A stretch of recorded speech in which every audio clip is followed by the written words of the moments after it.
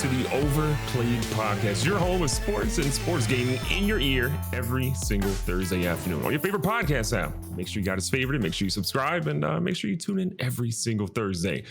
If you have not given us a 5-star rating yet, I don't know what's wrong with you. Maybe you're below 5 feet tall and it's hard for you to hit the little subscribe button or the little 5-star button. I'm not quite sure, but whatever it is, hope you get that sorted out. Maybe we'll think you're below 5 feet tall. My name is GoodGameBro, and the guy who has the best shirt on that I've ever seen, if you're watching the video version of this podcast, well, it's my incredible co-host, Mills. Mills, how have you been? See, I have to pander to you by wearing for those of the audio side, I'm wearing one of his excellent shirts. Yep. The only way I get anything kind said to me anymore by not only the host of the show, but by the audio listeners, the video watchers of the show, is by pandering to the host. And now that I'm pandering to the obvious bigger star, because he's got a lot of merch on the store, got all the new stuff coming, don't. So now what I'm doing here, for those who don't know, is it's kind of like a viewer in Twitch chat or like in Facebook chat. Hi, Mr. GGB.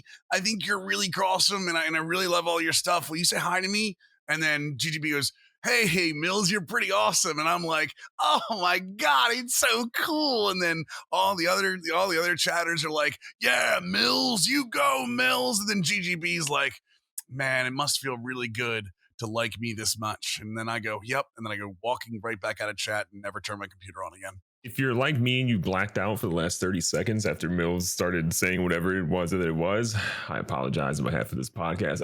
Mills was talking about bigger star. Mills just signed a deal with Homage. Okay, that is a huge, huge deal. Okay, Mills, go ahead and brag about yourself. Is it homage or homage? I always said homage, but maybe, I don't know, I'm probably wrong. Whatever it is, I did sign a partnership with Homage, or Homage, whatever it is, either one. For those who don't know, they are an Ohio-based kind of retro pop culture. You've absolutely seen their shirts at some point. If you've seen the NBA Jam matchup shirts, that's them. So any of their deals over on their site, homage.com, use code Mills for 20% off. I mean, I'm truly excited to work with them. I mean, they're one of those at-home kind of like solo deals that really popped off, and they just know what they're doing. So, as I tell, and we're together on this at the very least. We are together on this. We do not bring on affiliations or sponsorships that we don't believe in, that we have not researched, and we don't, line up with not only business-wise but morally as well. And I think these guys are right up there. So definitely, even if for some reason you don't get the code Mills, go out there. They got a bunch of codes. Get some gear. They got some sales going on right now. A brand new NBA Jam set for this season for this season's NBA. Some awesome WWE shirts. Some great equality shirts that they're starting to push out now. Fantastic stuff, especially with the women's March Madness. Go get some stuff. Go get some gear. Use code Mills. Use code Mills right now. There you go. But going past that, thank you so much, sir. Let's talk. This week has been kind of insane sports-wise, but outside of sports, a lot of things going on too. What have you been doing, gaming, TV-wise? What's the pop culture GGB going on this week? Man, I think you tweeted about this, so I'm going to give you credit, and maybe you didn't tweet about this, and if so, I'll revoke that credit. Did you tweet about Invincible? I think I did this weekend. It is a cartoon superhero. I won't say cartoon, animated superhero show, an adult animated, very adult, mind you. It's on Amazon Prime. That just started. The first 3 episodes are up as of this weekend. Yeah, you tweeted about it, and then someone else in my timeline tweeted about it, and I was like, well, at least one person in my timeline has, somewhat of a reputation I can trust, and not Mills. So I went and watched Invincible, and I can't front. I watched the first half of the first episode, and I was kind of like, this is solid, but it's not anything that's making me say, like, why is everyone freaking out and saying how great this is? And then so what happened in the last 10 minutes? What happened in the last 10 minutes of the first episode? The second half of it goes on, and I'm like, holy, this is insane. And then I watched episode 2, and then I watched episode 3. It's every Friday, I think, is what you said, right? For correct. Episodes. Yeah, the first 3 episodes were this past Friday. Every Friday from there, I think we're either getting 1 or 2 episodes. Yeah, it's worth the watch. And I think what was cool, you made the distinction there of like not a cartoon, it's animated. I was watching it, and my wife came into the kitchen, because our kitchen and living room are like all in sort of one space, and she was like, "Are you watching a cartoon?" And I was like, well, I'm watching it's like a TV animated thing or whatever. And she's like, oh, it's like weird because it's not like a corny thing. It's kind of like adult content. I was like, yeah, like this is. And I'm not one who I don't watch like I don't have a history of watching anime outside of Dragon Ball Z Right. when I was a kid. And so for me, Mhm. sitting down and watching something animated that had a serious tone to it with having humor, which is important, dude, it's good. I highly recommend watching Invincible. It is, and it takes the line of like for those of you that don't know, it is very superhero driven. It even takes some real it takes some real liberties for the DC universe for sure. But Absolutely. it takes that same kind of tone as well and takes it to the max of, hey, this is a serious animated, this is movie work. This is film work. The voice acting is fantastic. The animation is great. The storylines that are built in are they're hard hitting while still being, there is some levity to it, with the jokes happening with the superhero is named Invincible, but he's not invincible. So it's like there's a lot of joking to that too. It is very, very good. And as GGP said, first half hour of the first episode is kind of like, okay, what's gonna happen? What's going on here? And then all of a sudden it picks up and doesn't go back down. It is constant from that point on. So highly, highly recommended. I actually just got done watching Godzilla vs. Kong on HBO Max. Ah, And can I tell you, everything I enjoyed the Godzilla and the Kong movies prior to this. This is a sequel to all of those. It kind of brings them together. Um, I enjoyed them, but there's a lot of human interaction and storylines that are in the first ones, and there's some of that in this one. I think Millie Bobby Brown might have been the worst character in the entire movie, which hurts me because I think she's a really? fantastic actress. Yeah, I think she's a fantastic actress, but she is god awful in this movie. And I don't think it's her fault. I think it's just more of the character itself.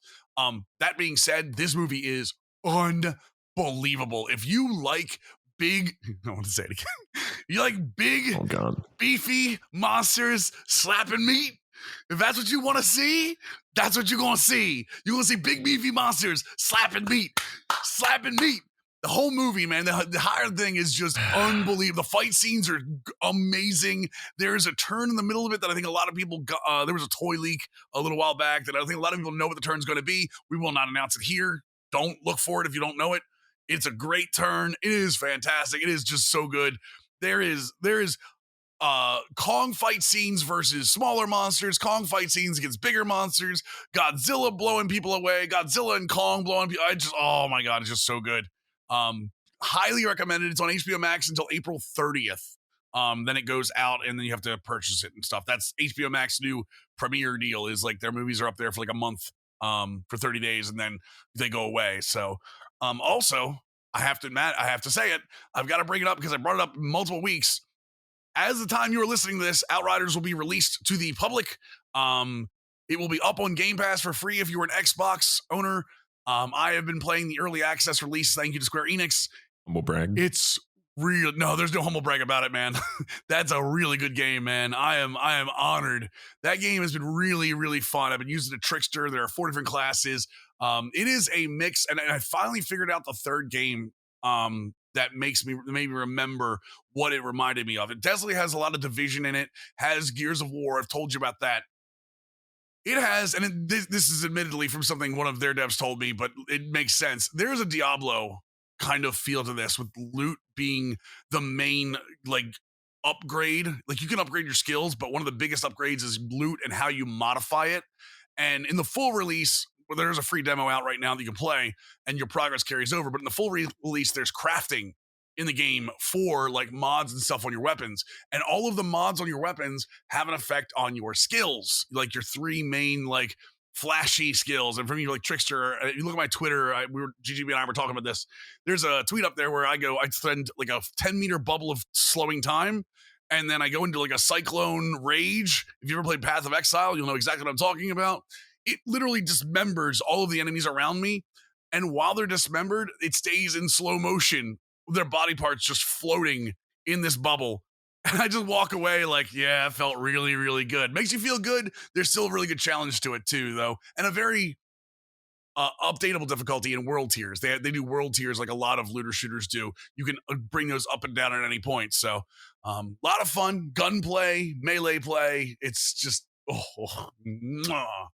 Yeah. For those of you in the audio, I chef's kissed. As he stroked his beard. No, I'm excited to try that out. I got a code for it as well. I'm downloading it right now, and so I don't think I'll stream it tonight, Wednesday. When you guys are hearing this, I'll probably have played it at that point. But I love the developer behind it. People Can Fly. People Can Fly made a game that was super underrated, that was really fun to play, in my opinion, in Bulletstorm. Yes. Bulletstorm had this really cool like chain of combat, sort of like how you could link everything together, and then the sense of like accomplishment you got when you put together a really cool chain was always great. And so when I watched your gameplay that you put out on Twitter, that's immediately what hit my brain, as I was like, man, I'm getting that same sort of like little scratch right now. So I'm excited to jump into it and try it out. They also did a game called Painkiller back in the day, which same sort of idea, that slow motion combo fighting. They had a hand in Gears of War. Like you said, Bulletstorm. They've had a hand in a lot of those like cover based running shooting games that have a lot of combo. The skills, it's cool because you have 3 skills you can pick from. Or, I mean, there's like 10 skills you can pick from when you level up, but you can only use 3 skills at a time. So it's very important to use those skills together. It's very fun to pick up, and it's super deep once you start playing it. So very excited to continue with that. Also excited because let's get into this week in sports. The Major League Baseball. Why is it the MLB? But you're then so old now. Major League Baseball. Walmart, the Major League Baseball. Well, no, but they call it the MLB, right? But then it's Major League Baseball. You don't call it the Major League Baseball. It's weird. Anyway, whatever it is, Major League Baseball's opening day is probably going on as you listen to this. Going to be a really big season for them. First of all, the comeback season for the pandemic. A lot of stadiums are accepting fans in, for better or worse. We won't get into that. And a lot of huge moves in the offseason have kind of changed where the power is in a few divisions and kept the power where it is in a few more. We're going to go over some predictions here. I'm going to go over mine first. I'm going to go over just my my general predictions for the season. My MVPs are going to be Anthony Rendon for the AL and Juan Soto in the NL. I think Rendon is in a fantastic lineup that's only going to help him. He will see a lot more pitches than Mike Trout will in that Angels lineup. I think he is a really, really underrated third baseman in terms of defensively, and I think all of that will go into a really good season for him. I also think that the Angels, this is the year for them. They finally make a stroke into the playoffs in that American League West. I think the American League West is up for the taking, with Houston not as good as they've been in the past. So I think the Angels make it to the playoffs. I think the Cy Youngs are going to be Garrett Cole for the Yankees, who I think is going to win the AL East. Jacob deGrom for the NL, I think is going to win, and I think the Braves actually edge them out, but I think the Mets are the first wild cards. That kind of goes together. I think Rookie of the Year, you're looking at Bobby Witt Jr. for the Kansas City Royals. I know that's kind of a dark horse. A lot of people looking other places. I think Bobby Witt Jr. has got a good chance there. The Royals, unfortunately, aren't going to do anything in the American League Central, but if we want to talk American League Central while we're there, I think the Twins win it, and I think the Indians are going to come in second place. Again, I think the White Sox missed the playoffs, which is my hot take for the 2021 year.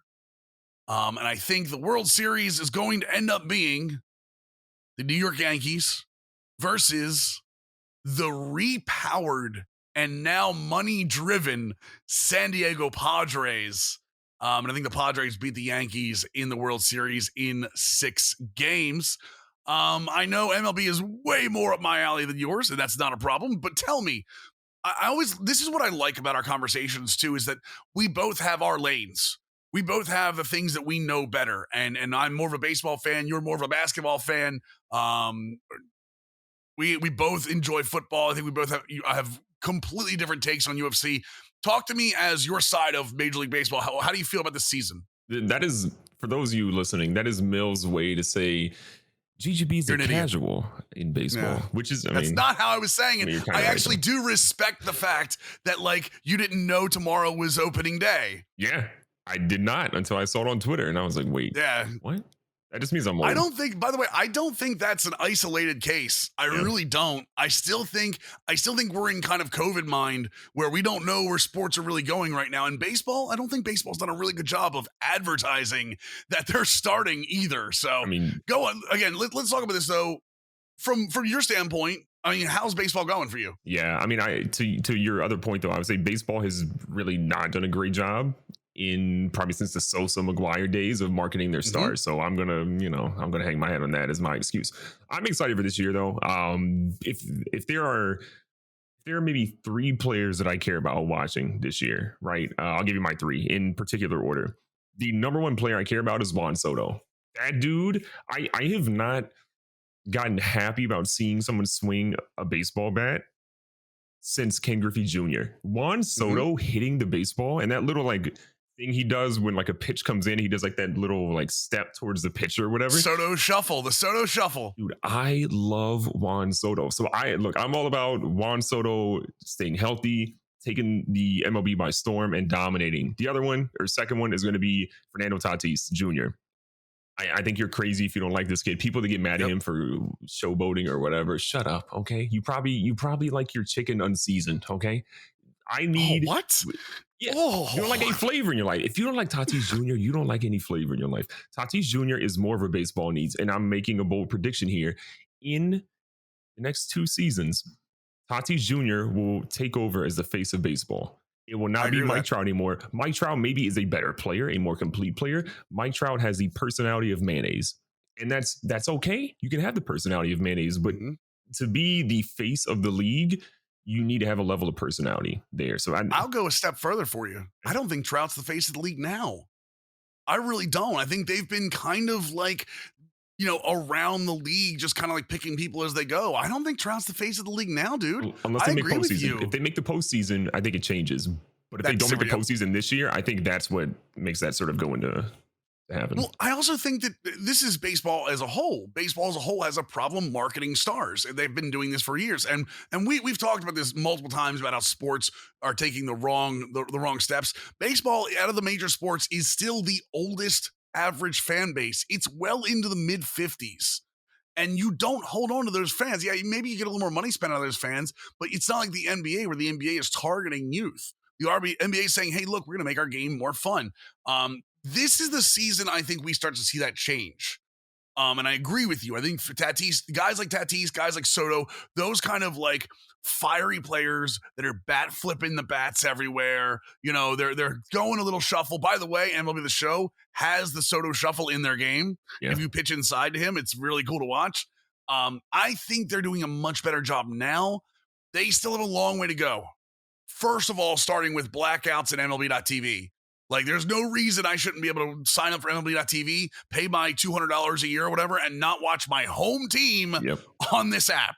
So just because I would live in a blackout area, they've got a long way to go. But opening day, as you listen to this, there is nothing better. And I hope to one day this year feel comfortable enough to go back to a stadium, because there is nothing better I love than getting a crab mac and cheese hot dog, a big nice Coke Zero, and just putting my feet up and eating my pain of the Baltimore Orioles away as they go down 12-0 to whatever random squad is in Camden Yards with their opposing team fans cheering that day. Oh. There's nothing I like better, man. There's nothing I like better than hating myself that much.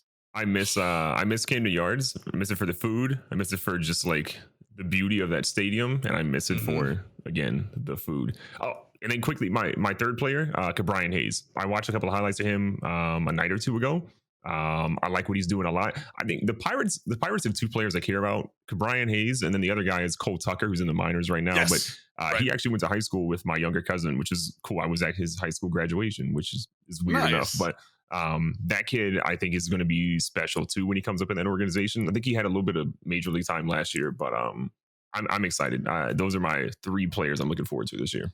The Orioles and the Pirates, both in similar situations where they've got a ton of young talent teetering on that, like, AAA to MLB line. And I think both organizations, Cole Tucker, I think they're holding them back just a little bit, just to get enough seasoning. So when they get their window, they jump everybody at once. I think Baltimore's got like 15 guys that could possibly be on the major league roster right now that they're purposely holding back. Adley Rutschman being one of them. Oh yeah, the switching catcher that has not gotten this much hype since Matt Wieters, Jesus in cleats. So NBA trade deadline also happened this past week. We talked about it last week as it was happening. We're going to talk about it a little more fully here.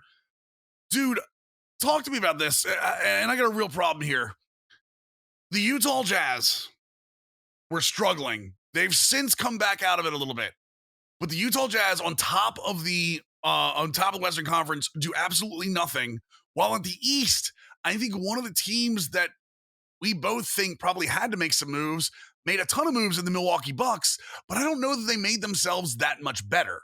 So talk to me about teams you think won the trade deadline, some of the biggest moves you think happened at the trade deadline. Yeah, I think it's tough in a lot of ways, right? I understand the Jazz's philosophy of not wanting to do a lot because you see your guys in the building every day. You have a feeling of like, I'm sure GM's talking to Quinn Snyder. Quinn Snyder's like, no, we have the guys. It's just a lull that we're going through, whatever. And I think part of it is like Utah's going through like a self-identity crisis, I think a little bit right now. Like you look at Utah, when you're thinking like who the most dominant player is in that team, your brain immediately goes to Donovan Mitchell, right? He's the most marketed, most well-known player in that team. But Utah isn't a team that's built off of one single player. A lot of NBA teams are built that way, right? Milwaukee, for example, is built of everything goes around Giannis. Giannis is our son. We revolve around him. It's not that way in Utah. They have 8, 9, probably 10 dudes in their roster, for being fair, that can shoot the three on a consistent basis. Their stuff is built more off playing in a team role. They're built like the Jazz way back. I mean, probably even more so as a team than what the Jazz were when they had Malone and Stockton right now. So I think they were afraid of sort of shaking up what they had. I think they fully believe in the roster. And I don't think they needed to make anything because a lot of the people that were available for them didn't make sense or would have required them to give up a lot of their bench depth. And come postseason time, you're only going to play probably 8 of those dudes. You never know when an injury is going to strike. The last thing you want in this NBA is to not have somebody available for you off the bench.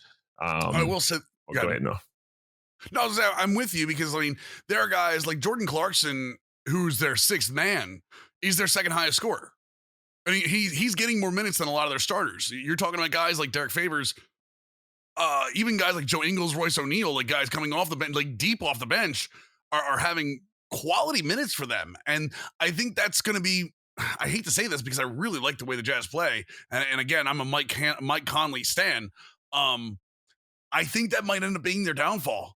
I really do, because if it comes down to the last minute, I hate to say this because I really, and Donovan Mitchell's another guy that I think's really turned it up after what happened with him and Shaq earlier this year, with Shaq kind of calling him out. If there's a last shot, if you're down 1, like, do you give the ball to Donovan Mitchell or do you run a play and whoever has the ball in their hands? And I don't know that the NBA is built to, hey, run a play and whoever has the open shot. I think the NBA is more built to, hey, look, I've got LeBron. LeBron's taking the ball. Hey, I've got James Harden. I've got Kevin Durant. I've got Giannis. These guys are taking the ball. Is Donovan Mitchell that guy that down 1? Hey, Donovan, take the ball. I think Donovan is that dude.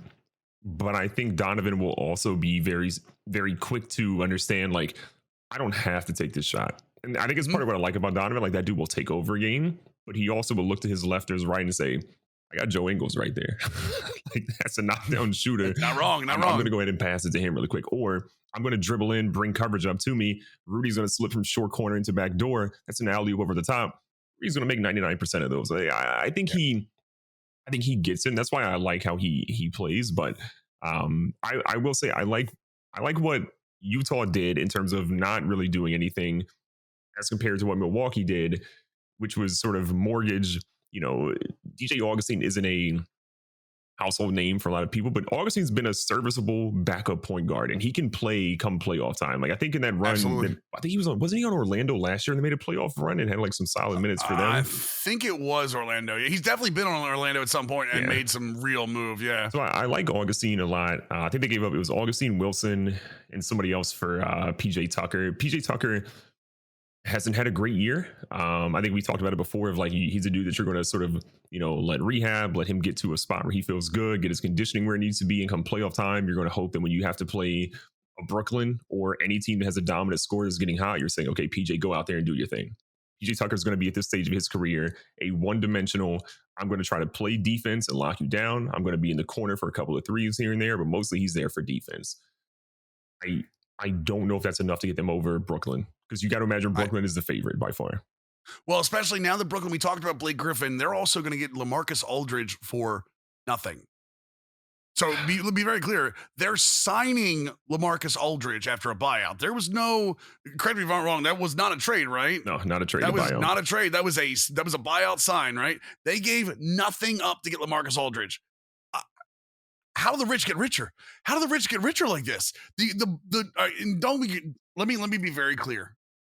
LaMarcus Aldridge is not 5 years ago LaMarcus Aldridge. This is not, his heyday with the Blazers, LaMarcus Aldridge.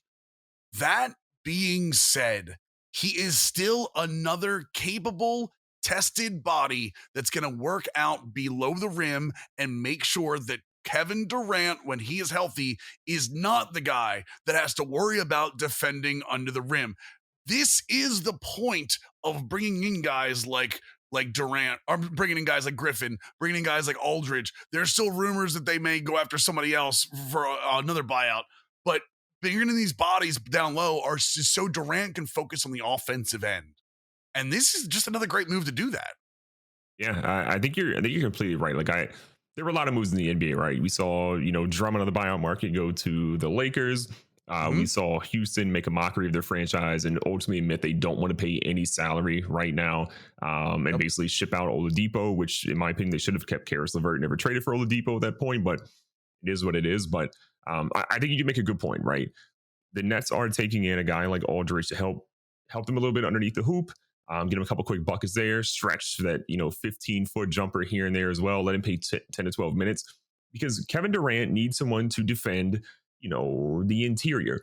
What the Nets should be focusing on, though, is getting someone to help Kevin Durant defend himself.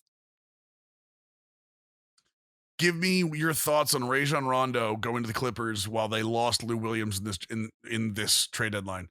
Specifically Rondo.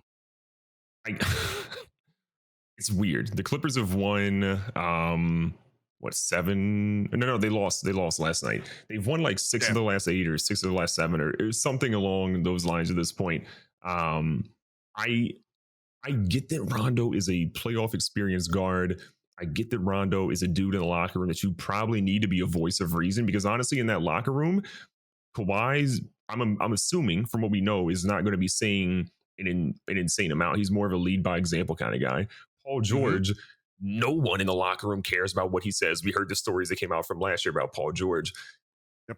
I feel like this is more of a locker room move, and I get it, but I don't love the move, because Lou Williams can be a dude that can go out and drop 40 on any given night.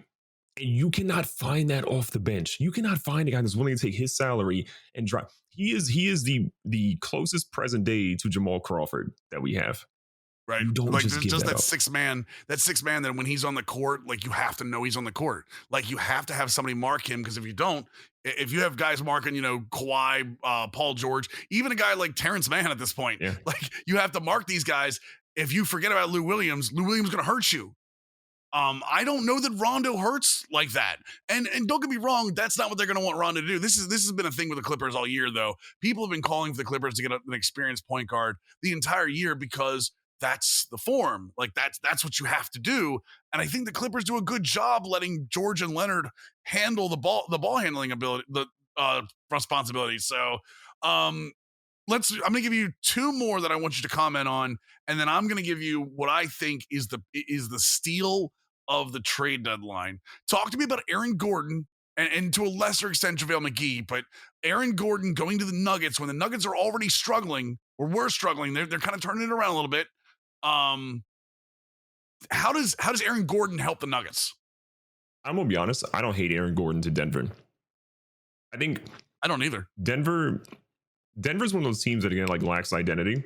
We saw what happened last year. Sorry, this Teddy Graham I'm meeting is absolutely insane. I'm sorry. Okay. Aaron Gordon is a guy that you definitely need on a playoff team, and he's not helping Orlando out any. And so, like, to get him and take a flyer on him to see, like, can he help us get over the hump? I think you need. If there's something you need in the Western Conference, it is more offensive firepower. It is more long, abled bodies that can help you push the tempo in transition. Yes, the playoffs are going to be heavily half-court basketball, but you're going to get yourself an advantage in games if you have dudes that you can essentially, with a capable big like Jokic, who is arguably a top 3 passer in the NBA right now, if you can let that big fella control the boards and let Aaron Gordon run on the wing with a guard on a 1-2 or a 1-3 fast break, that is absolutely huge. So I love the move for his athleticism. I love what he can do in the half court. They're going to have some great sets for him. He's going to hit an occasional three here and there for them. He's not an elite 3-point shooter, but he is a capable 3-point shooter. I like what Denver's doing. And the way Denver's looking right now, as the season gets closer and closer, they might match up with the Clippers or Lakers. And both teams have bigs that you kind of want to throw people at that might not be Jokic. Yep. Aaron Gordon can guard big and perimeter. Aaron Gordon defensively is underrated. I got a feeling that, that especially, and again, McGee too. JaVale McGee is a pretty good defender in his own right when he wants to play. I think this is a lot of, again, the same with the Nets with Durant, is giving Jokic that time off on the defensive end. Like, Jokic is a good defender, don't get me wrong, but he's also not one of those guys you want wearing himself out, wearing down his knees, wearing down all of that offensive ability that he has. Let his other guys get in here, let them run. Let them bang down low. And Gordon's one of those guys that can absolutely do that. And again, Jokic being one of the better passers, this takes a little bit off Jamal Murray too, who's not having a great season. Maybe this frees Jamal Murray up a little bit as well. The other one I want to really ask you about is, and this is going to be crazy, the Chicago Bulls essentially swapped their entire team around. They picked up Vucevic, they picked up Farouk Aminu, Daniel Theis from the Celtics, Troy Brown Jr. from the Wizards. At the same time, they sent out Wendell Carter Jr., which is kind of strange. I don't think Carter was that bad of a player. They sent out Otto Porter Jr., which I think might even be more important. Gafford, Chandler Hutchinson, Luke Cornett. They've essentially reworked their entire rotation now, and it's pretty obvious Zach LaVine is the star here. Zach LaVine is their star. I think this was obvious beforehand, but they're bringing people around that kind of fit around Zach LaVine now. But the Bulls, as we're recording this, the Bulls are sitting at 19-25. 19-26. Is this enough to get them into the playoffs? I mean, in the East, they're the 10th. They're the 10th seed right now. They're 10th seed and 3 games back of the Heat, who just upgraded, and the Celtics, who have upgraded as well with Evan Fournier. And I think that's a good upgrade for them as well. Yeah. So the Bulls are interesting. I was trying to put my mind together on, if I'm the GM of the Bulls, why am I making a lot of these trades? Because to your point, do these give them the playoff run maybe they're potentially looking for? I'm going to argue probably not. I love Vucci, man. Shout out to Vucevic. I think he's an incredible big who didn't get a lot of sort of love because in Orlando, and he was eating time away from a lot of their young bigs that they had down there. Mm-hmm. So like, absolutely, I get where Magic fans, shout out Bud, that maybe didn't love Vucevic when he was down there because of what he was essentially doing and taking away from. I think he works really well in Chicago. I don't think this move is to tank. These moves. I don't think these moves are to tank. I don't think these moves are for a playoff run. I think these moves are for setting them up in about 3 years to hopefully get free agents to be considering Chicago without having to go for a massive contract a la Otto Porter, and to make rookies feel like there are veterans here that you can learn from. Wendell Carter Jr. had an injury history. He hadn't really played a ton of games. Wendell Carter Jr. is a great talent, but I think people were trying to figure out where he fits in the league. He's kind of a tweener in a lot of ways in like his play style. He's not really like a back to the basket, crash the boards a ton, power forward as much as they maybe hoped he is. He can't really play the 3. And so they're trying to figure out what is his, position abilities, and can he stay on the floor? But I really think these moves were to set them up to lure free agents in the future. They can have some more pieces to swap around as free agents start to hit the market, as they're sort of planning that out. But really, again, to get these rookies that they're going to have over the next couple of years at good draft spots, to have people to learn from. If they get a big there that can learn from Vucevic, there's an incredibly skilled, talented big to learn from. And again, they still have Patrick Williams there, who, again, that lineup, when the trade first happened, I didn't see the Porter part, and I was excited to see that team, the defensive ability with that team with Otto Porter because of how long they are. Real quick, is Zach LaVine a superstar? I'm talking top tier. Is he a guy that you're going to be able to look at in 2 years and go, that's a guy. That right there is a guy that I trusted the ball in the last 10 seconds. Present day, I don't think you define Zach LaVine as a superstar. Does Zach LaVine have the capabilities to be a superstar in the NBA? 100%. I believe in that dude's game. I know we've had the conversation about I maybe feel more strongly about him than other people do. Zach LaVine has everything you need. He's a slasher. He's become an incredible shooter in the NBA. 100%. He's shown great poise in the final minutes of games and hit big shots. And not only just hitting big shots, but taking the big shots and taking the media responsibility after the game to talk about why he wanted to take that shot, how he wishes he could have done it. Like, a lot of players will miss the big shot and you won't find them for media time afterwards. Zach LaVine has everything you want from a superstar. And I hope that he becomes one of the major players for Chicago, but I think he needs these players around him and a little bit more time, and we'll see how he nets out.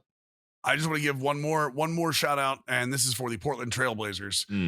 Norman Powell is going to be a pickup for them. Oh yeah, and I know a lot of people were looking at Kyle Lowry when he was there. Norman Powell can go both ways. Norman Powell is going to allow them to become a small ball team at times with a dude like Covington, either at the 4. You know what? I wouldn't be surprised to see Covington at the 5 sometimes, honestly, because Covington could do it. They're going to be a very fun. They're already a fun team to watch. McCollum gets healthy, and they move up to like maybe the 5-ish seed in the West. Dude, that's a scary squad to have to go against. You really want to go against Dame Lillard and anybody with any 4 guys with talent, which is what they're going to have? Dude, I'm just saying. If Jokic is back too. Yeah, Jokic is back, and Powell's that guy that can defend. Yep. Powell is that guy you can say, hey, look, do me a favor. Can you go out there and defend this one dude and let Dame slack off for the night, please? Let him just score 50 and just destroy this guy. And Powell can do that. I think it's going to be a key move come playoff time for them. I don't think they're going to do a whole lot of movement because the West is really top heavy this year. But depending on how far the Lakers fall with LeBron and then Anthony Davis out, I don't know, man. I wouldn't mind seeing a Blazers-Lakers 7-game series, or even like a Blazers-Suns 7-game series. I love them. I mean, can you imagine how much fun that would be? Them going back and forth, the Booker versus Lillard and all that. No defense in that series. Brother, but it would be so good to watch. It would be so much fun to watch. Mike D'Antoni, just having himself a time. Sticking with the NBA here, Kevin Durant. Listen, man, I'm sorry. This dude has got to stay off his cell phone. First of all, we found out about Kevin Durant's burners. Or was it earlier this year, last year, whatever it was, how many burner accounts he has. Every time, you said this last week, every time Kevin Durant doesn't feel good about himself, we find 8 burner accounts about propping him up on social media. Now we're seeing he's got DMs released. Talk to me about what the hell is going on with Kevin Durant. Look, I will be the first person to always go to bat for athletes defending themselves. And all these little sausage finger Mervins or little Timmys out there that are always going at athletes and being keyboard warriors and saying things to them. I am here for an athlete defending themselves, going back at them, and dropping this whole, like, I have to be, a silent person when I'm an athlete, right? I don't think athletes have to give up that right. I think they need to know their repercussions for speaking out and speaking up for yourself, like there aren't anything. But I'm 100% here for athletes doing that. That's pretty much where the buck stops for me with what Durant did with Michael Rappaport. So if you don't know, Michael Rappaport, I don't really feel strongly for Michael Rappaport. Can we want to talk about this? You want to go over the whole thing? I can tell you the whole thing. I know the Portnoy story. Yeah, go ahead. So the Portnoy story. So is Portnoy fired Michael Rappaport from Barstool a little while ago, right? In the process, he fired the wrong Rappaport with a text message by accident, then fired Michael Rappaport, then immediately after came out with a Michael Rappaport clown t-shirt that had a herpy on it, insinuating so much. He went into court where Michael Rappaport's lawyer decided to play him a tape that showed Portnoy talking about, well, the next things we're going to do is first we're going to fire. I fired the wrong Rappaport, then I fired the right Rappaport, and then I got my t-shirt guy to get this ready just in case Rappaport goes off. The lawyer essentially proves Portnoy right. And in real life, Rappaport legitimately did blow up right after the firing, and then Portnoy released the shirt. Yep. Where does Kevin Durant come into this? So Durant, I think Rappaport, I missed part of it, but I think from what I understood, Rappaport just talked so much trash about Durant, was calling him soft. He does. Durant was going at him in DMs. And so I think there's an unspoken odd, I think, for people that if they go into DMs that it will never see the light of day, but that is the furthest excuse from it. If any celebrity or athlete or whoever has any stature goes into DMs, it is getting screenshotted and is getting shared with someone, whether it's with those people's friends or close circles or the entire internet. It is going to get shared. Fair warning, he puts something on the internet, it's there forever and will always be shown to someone, I promise you. Yep. So Durant and Rappaport have a couple of back and forths. Durant is clowning him over the Portnoy Barstool thing, and he's basically telling him like defamation, you're a clown. He's using like misogynistic and homophobic language across the board, and it's not just like we're talking about, a quick couple of messages here and there. We're talking about pages of this. He went in. On Rappaport. Yeah, it's at length, and so I think the NBA and even more so the Brooklyn Nets have to do something here, I think, right? It's not just that Durant is, again, I think people are mostly okay with athletes defending themselves. I think you have the ability to do that how you please. But when you're using misogynistic and homophobic language, the NBA also has a very stark history on penalizing people for using homophobic slurs. Kobe Bryant, the late Kobe Bryant, for example, used a derogatory slur at a referee some years ago, and they penalized him pretty hard. I expect Durant to get a heavy fine. I expect Durant to probably have to do a public apology. And I expect Durant to probably lose a couple of games. I don't think it's going to be a lot of games. I think the NBA is going to do whatever, but I would imagine you're seeing between 1 to 3 games. He's probably going to be suspended. He's not even playing right now, so we don't even know how that's going to pan out. But the Nets and the NBA have to do something here, in my opinion. I agree, and I've seen a lot of, hey, you ever been in a locker room before? This is how everybody talks in a locker room. It's 2021. I'm sorry. To this point, I don't care how you talk in private. That is your. I care how you talk in private, but you know what? If you talk somewhere in your private, that's fine. That's your business. Whatever. It's 2021. It's time to grow up. It's time to grow up. Words change as the years go on. Words have different sensitivity. Some of the crap he used is outright just not fit for anywhere. And I'm going to be the next one to say, yes, if you release DMs, first of all, you're a douche. If you release DMs, you are the worst of the earth. At the same time, you have to understand that anybody in any position, if you put something on the internet, is there forever and has any ability to come back up. I will be the first, even somebody streaming. Hello, if you're a streamer, don't put anything in DMs. Don't put anything in Discord. It will come back at some point. Kevin Durant, you have to be better. You have to be better. I will say this brings the Nets back to another headache off the court for the Nets. They're essentially becoming like the Yankees, where every so often you just get another story out of nowhere that just pops up, and Durant is becoming a head case. Irving is a head case. You ready for this? James Harden is the sanest person on the team and probably the MVP and probably, up there MVP candidacy right now for what he's had to do with the Nets without either one of them. Would you ever think, after what happened in the first 2 weeks of this season, that James Harden is the voice of reason? I mean, I knew he was sandbagging because you could tell that. Just think about the storyline we have in the NBA for James Harden, right? To your point here, Mills. James Harden was stuffing his uniform with clothes to make himself look significantly larger, and then saying outlandish things in interviews to then get traded to a super team, which then both dudes have lost a considerable amount of time in the court. And now Harden is putting up 20 plus points, 20 plus assists here and there, to the point where no one even cares that Russell Westbrook just dropped 35 and 21 the other night. Russell Westbrook is the Washington Wizards franchise leader in triple doubles. Russell Westbrook is the best player on the damn team. Can I explain something to you right quick? By the way, that's a conspiracy theory going around that he was stuffing his jersey with clothes. We actually want to believe this now. Yeah. He's that good. He looked like Ruben Studdard in a tuxedo when he was playing in Houston. It was not a comfortable fit for him. Remember the Gucci bag on the Instagram story? No one's talking about it now. We're just talking about how good he is in the court. It's insane. The NBA is the most fun thing to watch, with the exception of one other sport. UFC might be a little bit more fun to watch the NBA at this point because we're just finishing up UFC 260. It was 260, not right? Not 261? I think it was 260. I think it was 260. I'm pretty sure it's, Yeah, it was 260, where brand new heavyweight champion Francis Ngannou beats Steve. I'm gonna say it again. I always mess up. I don't know why his name is so hard to say. Stipe Miocic knocks him out pretty convincingly, and I don't think there's any question about it. And here he comes from the dressing room, coming out the curtain. Who is it?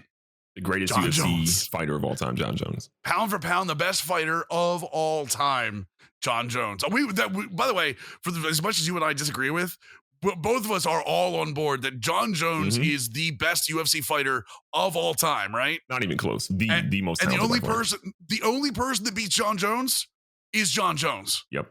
Like, that's the only person that's ever beaten John Jones. So John Jones is already starting to talk. He's on all over Twitter, man. All over Twitter about how this could be the mega fight that UFC needs.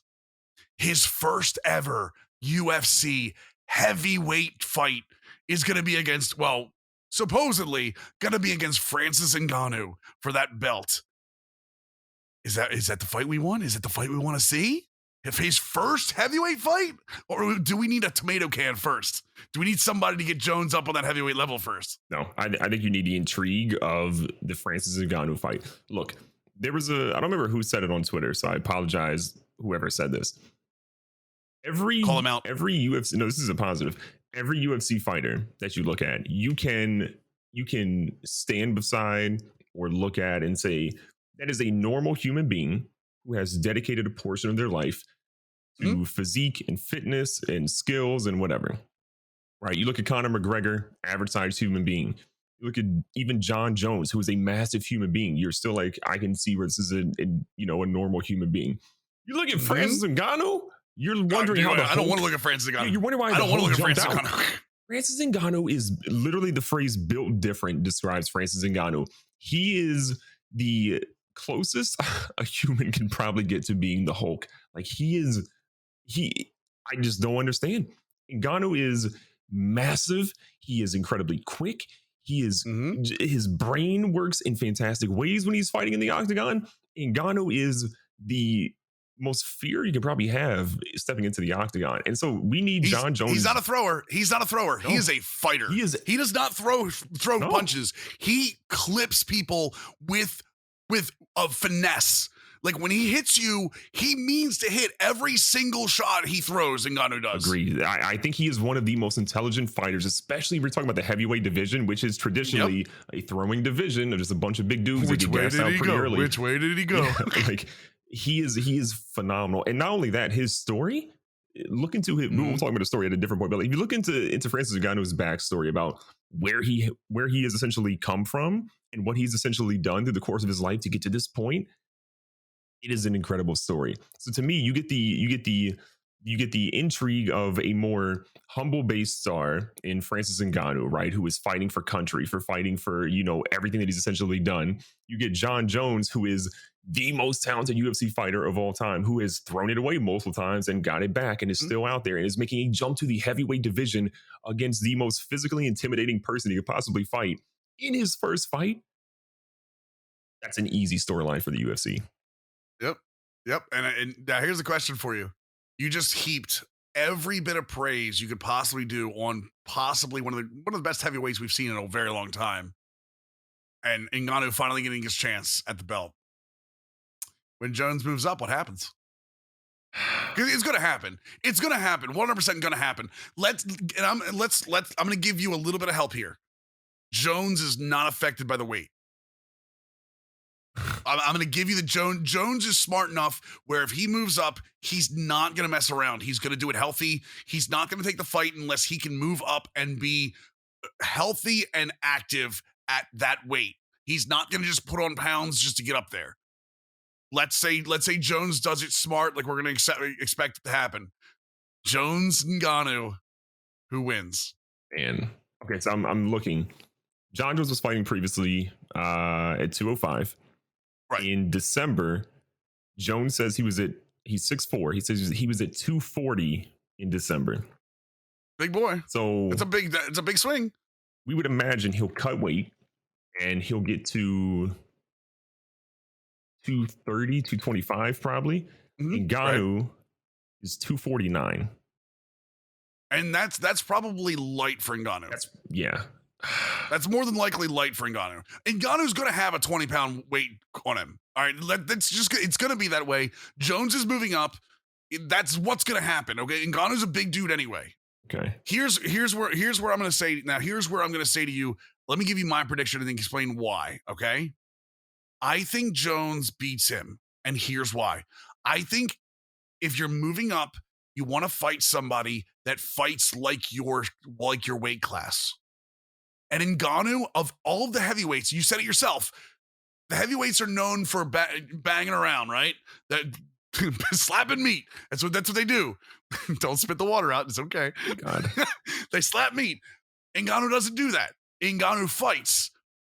Jones up against a fighter, even though Ngannou's probably got a punch power against him, he probably got a power advantage. Not even probably, does have a power advantage against him. Jones will fare better against a guy that wants to technically fight him than somebody that might crash in and catch him with a haymaker. I think Jones gets an advantage in this. I think this is a good, not necessarily an advantage of the fight, but I think this is an advantage for Jones to go against a fighter. I think this is a fight Jones can win, and I think Jones knows it too. Jones doesn't talk when he doesn't think he can win. And granted, Jones always thinks he can win. But Jones is notorious for backing away from really, really challenging fights for him and more concentrating on his training. When he was up against Cormier, dude, he thought he'd kick Cormier's ass, okay? That's why he talks to Cormier. He doesn't talk to all the fighters. He only talks when he thinks he can win. This dude, I think he knows in his heart of hearts he can beat Ngannou because of this.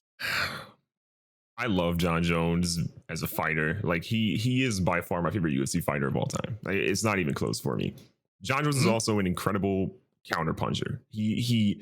John Jones counterpunches better than I think anyone we've seen at his size and his weight. And I think John Jones also is one of the smartest fighters that he will take someone's legs out quickly. Yes. If he's fighting Ngannou, he's going to take those big tree trunks down, I'm assuming as quickly as he possibly can, especially that front lead leg. If he can. Which is a tough task. My fear for Jones is that it's the same fear for anyone that fights Ngannou. It takes one punch. Like, I was looking through Ngannou's record here.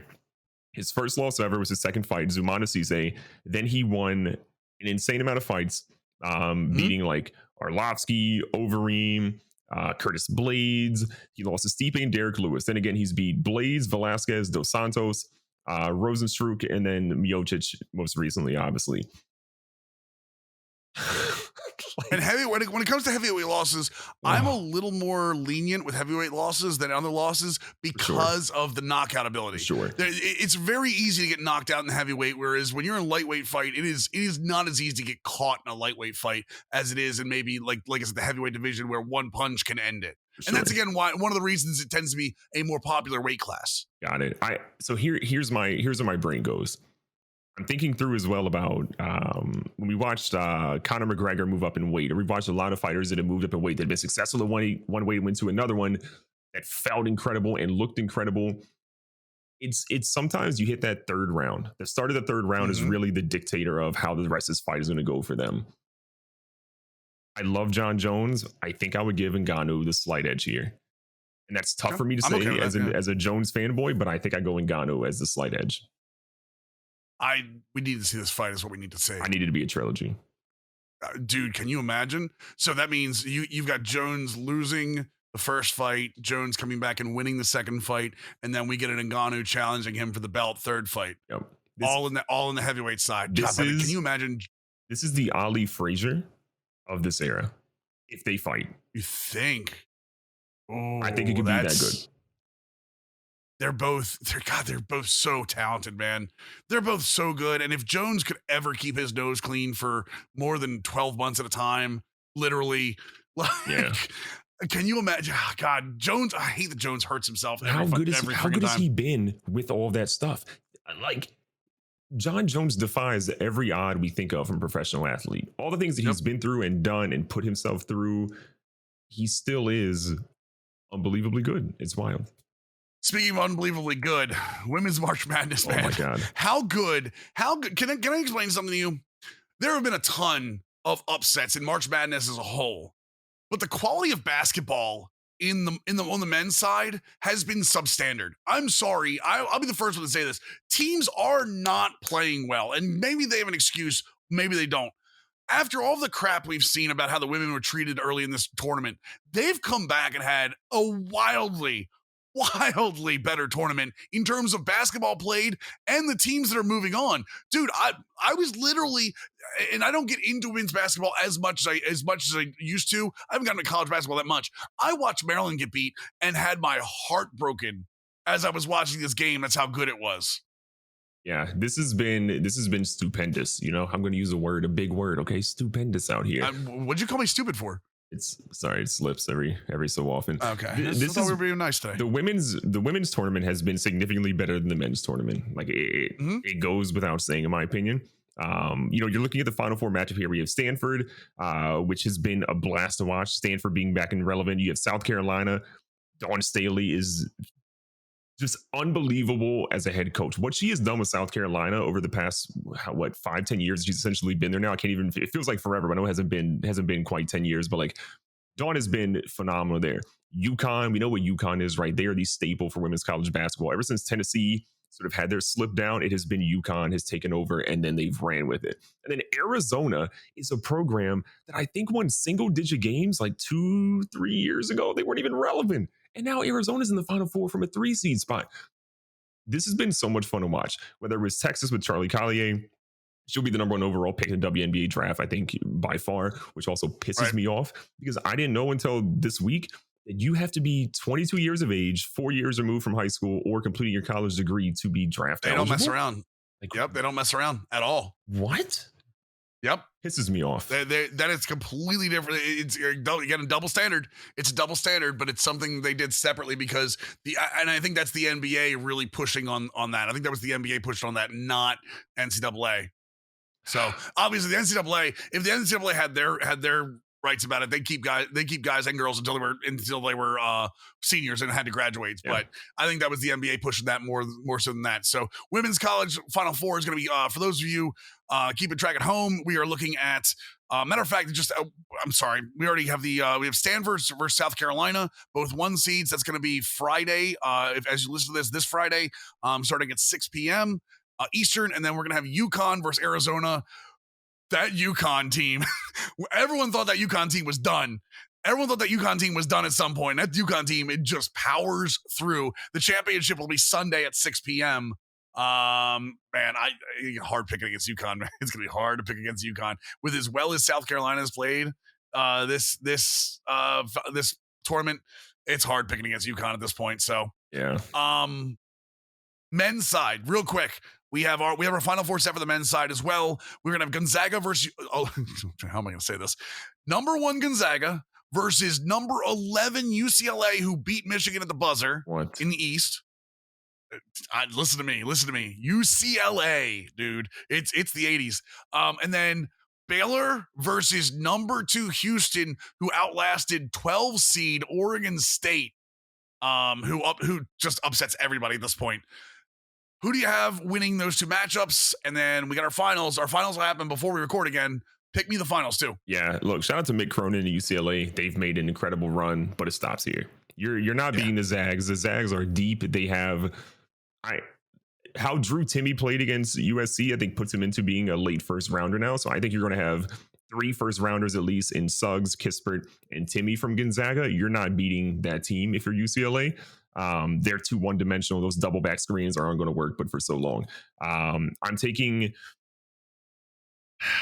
it's tough to say. I'm taking Houston over Baylor. You're absolutely, you're out of your mind. I'm taking Houston over Baylor. All right, listen, I'm with you with Gonzaga over UCLA, okay? Both of us thought USC was a very good squad coming into this March Madness. Gonzaga wiped the floor with Trojan blood, okay? That's what happened in this game. UCLA barely outlasted number 1 Michigan, but that's still an accomplishment. I'm with you. I think Gonzaga's way too deep. But if you think Houston, let me give you the Houston road here. Houston beat Cleveland State handily. Houston barely beat Rutgers. Houston beat Syracuse pretty handily. God, who has Houston beat? 15, 10, 11, and now they got 12. That. By the way, that's the route Houston has made on the way to the finals 4. They've beaten 12, 10, 11, or I'm sorry, 15, 10, 11, and now 12. Listen, And you think there's no way. Baylor destroys Houston, and we get Gonzaga Baylor, where they will reign supreme, as I predicted last week. We will have a Baylor championship with the Baylor Bears. Zero chance. Listen, I get it. I hear that Houston has only played X, Y, and Z team. That is not their fault. Okay. It's all about, did you get a W? And this tournament, I think in fairness, has had some of the weirdest, craziest upsets. Teams that have been, we thought were garbage, have been incredible. Teams we thought were incredible have been trash. Illinois, why? There's one kid in particular on Houston I believe in, Dijon Giroux. This kid, okay. Again, when I'm watching basketball for the men's side, like he's been one of the few people that I've watched that I've been like, this kid is fun. He gets it. He hits big shots. He's there for the big moments. He's gotten big steals. Like he's just fun to watch. Dijon Giroux, I think, is the key to Houston beating Baylor. I hope that I'm correct, because that dude's backstory is incredible, and how he's been playing has been even more incredible. I'm taking Houston over Baylor. I'm taking Gonzaga to win it all, but I'm taking Houston to go to the finals. You're not one man in Baylor. It's just not going to happen. You're not going to one man Baylor, and Houston has to one man Baylor. Gonzaga's got the best chance of beating Baylor, and I don't think they got the horses. Well, they definitely have the horses, but the horses aren't going to play against Baylor. Telling you, that team is too good. That Baylor team is too good. Baylor is your national champion. Put the money on it. You want what's your beard on it? What's your beard on it? Facial hair for facial hair bet. I'm sorry, what? Facial hair for facial hair bet. You're out of your mind. You're out of your mind. This thing doesn't come off my face for less than 10 grand of charity. Not happening. 10 grand of charity is the low line for where this comes off my face. You take me to the bank with that. Someone raises 10K to charity, whether I do it or not, it goes to St. Jude's. This will come off. That's the only way this comes off. Okay, so one, we know you're scared, but two, if I raise 10K for St. Jude later this year, you'll shave your beard? You raise 10K for St. Jude, and I'll shave it. Beard is gone, and I'll help you. I will help you raise the 10K. And hey, that beard's gone. I'm just putting it in my phone right now. Operation. You raise 10. You raise 10K, and I'll take the whole thing off. You're gonna mustache, sides, everything. I need you to keep the mustache for like a week though.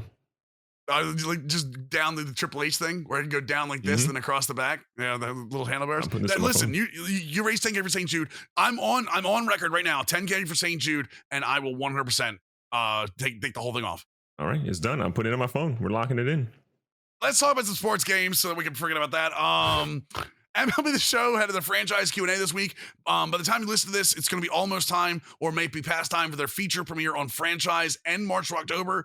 Their Q&A scared the hell out of me. I'm not going to lie. The first question in the Q&A, and I get it, this is a marketing thing. This is not a developer thing. The first question that Coach and Ramon have, Coach the Puppet, by the way, and Ramon Russell have is, will March to October still give me team affinity points to Diamond Dynasty? I get it. It's a marketing thing. That really hurts me inside, that the first question they decided to answer was, hey, how does this affect my Diamond Dynasty team? Then they went on to talk about pretty much the only thing we really see is trade logic. I'm really worried that Stadium Creator is going to be billed as the franchise feature, and we're going to get trade logic, and that's it. On an incredibly old mode at this point, incredibly stale mode.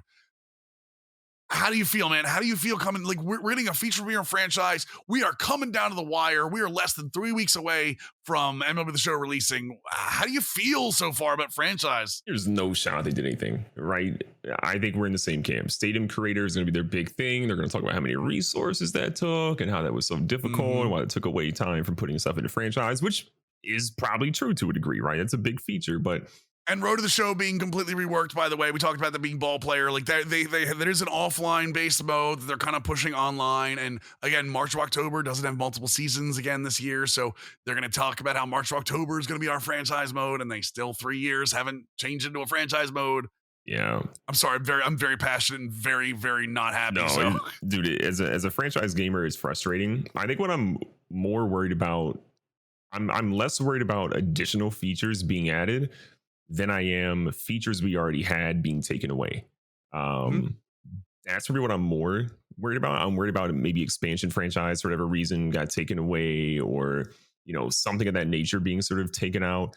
I don't know if something with rosters. I would love to see, even if they just gave us like, I know I'm like begging for features at this point for franchise mode, but even if they said, hey, look, you've got stadium creator and franchise, we're improving trade logic, and we're going to give you shareable draft classes. For me, I'd be like, that's not a lot, but at least we can do something with it, And maybe that's because Madden has beaten us down over the years with lackluster features into that mode. My expectations are low, but I'm not going in with high expectations because I don't want to be frustrated tomorrow afternoon or today. And I'm gonna be honest, I tweeted this out, and I'm pretty much standing behind it. I have higher hopes for franchise in Madden at this point than I do for MLB. That's not a good thing. That is not a good thing, especially considering you just mentioned the game that's had the most problems has been Madden, right? Well, I mean, what are we doing?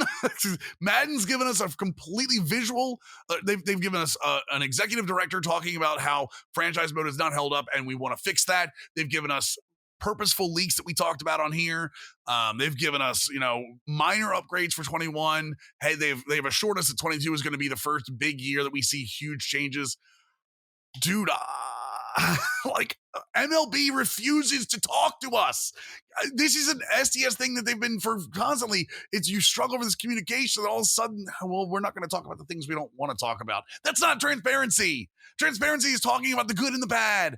Whatever. We'll talk about this again next week once the feature premieres out. Sure. Because I got real bad vibes, real bad juju Smith-Schuster for the old feature Just premiere. mad your Ravens didn't sign him. I know, actually, they signed Sammy Watkins this week, and like I like the signing. He's not a number one; he's a number two. Yeah. But he blocks downfield. So, but so does Juju. That's the one thing I like about Juju is he blocks downfield, and as long as we run a gimmick offense, that's what you're going to need your receivers for. Yeah. And that's not Lamar's fault, by the way. Anyway, some good news. We did have a Legends trailer. That's how you know franchise is going to be not when they start. By the way, just a heads up. The way marketing works is when you don't have something good, you start to bury it in good stuff. You dangle this over here. Look at this shiny object. Let me put this carrot over here for you to look at while we push the poop through the video. I don't want to say the S word because I don't want to get a rating drop down. So, what the hell's wrong with us?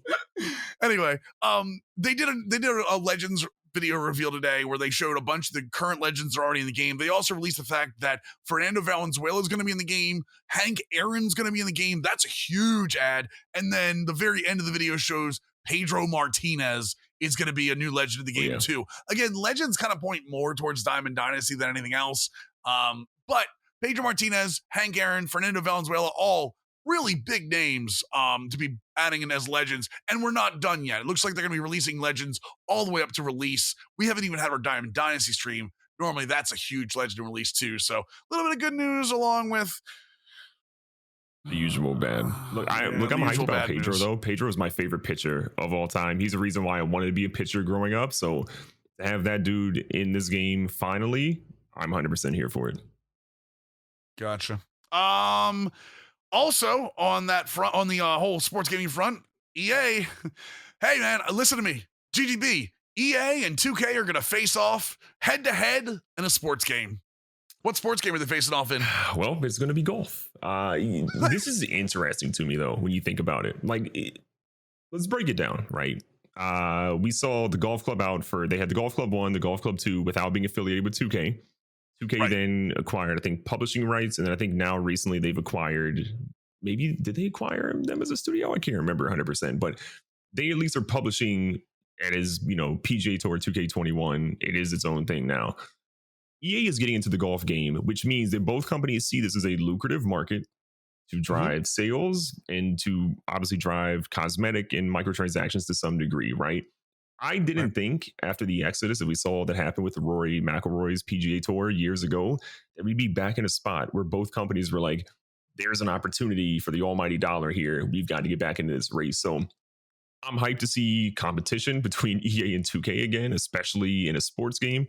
I'm hoping that EA learned a lot, and I'm hoping that EA is seeing what 2K has done or what the golf club has done, which led into 2K's partnership to really give us course creator, online societies, and all those things. And I'm hoping EA is saying, we need to come correct, not just come feature light. So cautiously optimistic, but I'm happy for competition again. Yeah, definitely. And especially with Tiger being announced for Yeah. 2K, this is an uphill battle for EA. This is 100% an uphill battle. They're going to have to come out swinging, like you said. They're going to have golfers. They're going to have courses. They're going to have all of those things to really have an effect in this market when, again, 2K just announced Tiger. They haven't even got Tiger in the game yet, and they've already got the You headlines. want my prediction?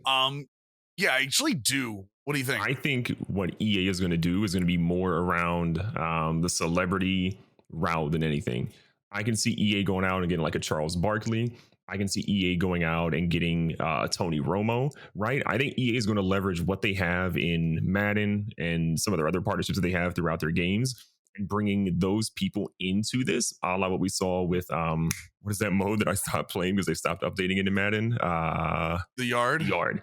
I think they're going to go more Yard-esque with this. I think we're still going to have a simulation piece, but I think with what you saw with what 2K did, they're going to go more arcadey in some modes, give us a variety of modes, but bring in celebrities to leverage in commercials across social and to leverage in the game to drive people from Madden in, right? Bring Tony Romo in. All of a sudden, Madden fans like, oh, I want to golf with Tony Romo. Bring in Giannis. Basketball fans like, oh, I want to golf with Giannis. Like all these different things I think will come into play.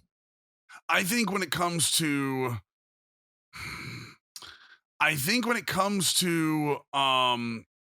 golf, the only reason I disagree with the whole celebrity thing is I think celebrities in a golf game, I think golf game needs to be more focused on the golfer, not necessarily who you can play with. I think they have to go heavy, maybe arcadey.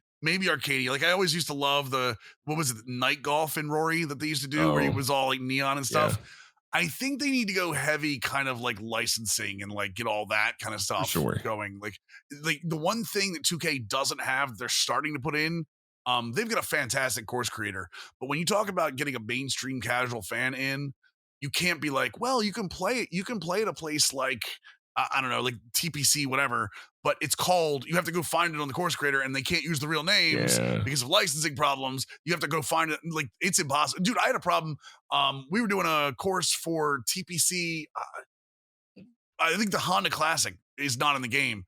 And I had to go looking, like searching, scouring the internet on what the name was. It took me literally 20 minutes for our online society because our online society is mirroring the PGA Tour right now.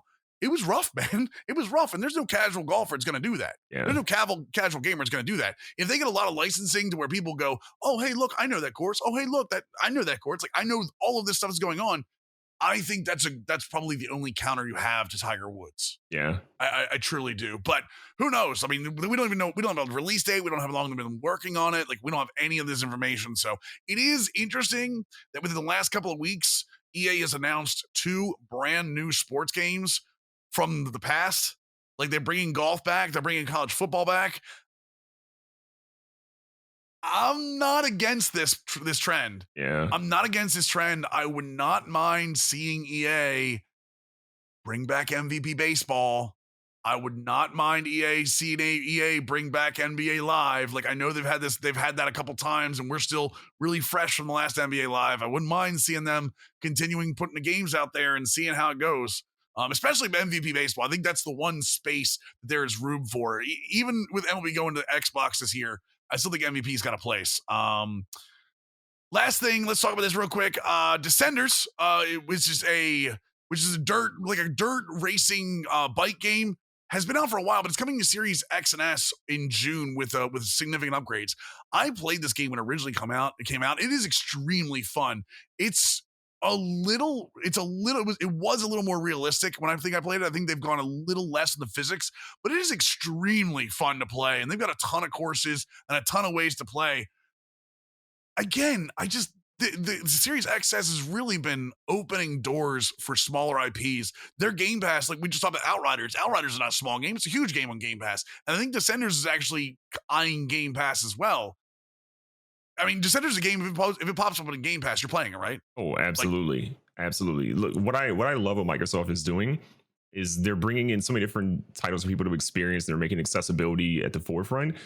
But more than anything, they're preserving libraries across the board. You know, and this is not to poo-poo on PlayStation, but Nintendo does this too. Nintendo does it for scarcity reasons. I think PlayStation does it for server cost reasons, probably. But every company other than Microsoft is going away from supporting titles over their long Live or whatever, and now that came out today. Yep. Yeah, and you have Microsoft saying like, nah, we're gonna keep these right here for you. So whether you pick a game up right now or 3 years from now, it looks like Microsoft's got you for a while. So Descenders or any of the other titles out there, I think are good pickups right now. And I really hope you guys don't think that ever this is going to become like, hey, we're Team Xbox and we don't like the PlayStation. I think both GGB and I want both consoles to be great. Yep. It's just when we see things like this, when we see consistent progress with things like Xbox, when people start screaming, well, PlayStation's got the exclusives. Well, I mean, if that's the only thing you have, then what do you actually have? I mean, you have great games. That's great. And don't get me wrong, I love Spider-Man. I love Ghost of Tsushima. At some point, man, you got to work on your ecosystem. Like your ecosystem has got to be better, and right now it's not. And Descenders, the reason we bring up Descenders is because Descenders is a fantastic game that's going to be put in front of a lot more eyes because of the way Game Pass works, and I think that's a fantastic thing. PlayStation, what is it? PlayStation Games of the Month or PS Plus Games of the Month. Yeah.